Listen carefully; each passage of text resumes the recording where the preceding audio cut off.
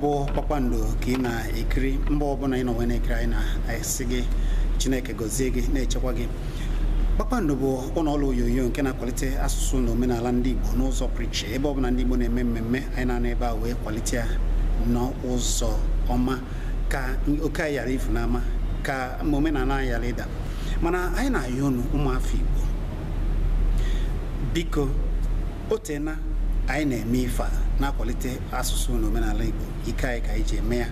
Anyị chọrọ enyemaka unu. Onye ọbụla nọ mba ọbụla ị nọ n'obodo oyibo ewere ngwa ọrụ anyị ji alụ ọrụ n'ojiri ya kwado Kpakpando TV dịka kamera, ọbụkwa nnọọ bụ okpogho ka unu ji akwado anyị. Unu ga-afọ akara ọ na-akụ ntinye ego anyị n'ihu onyonyo gị.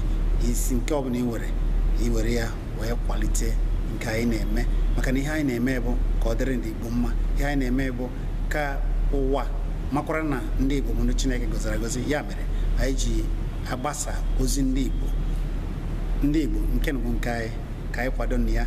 Abụ m Chizzy Ani. Ọ ga-adịrịrị ndị Igbo mma.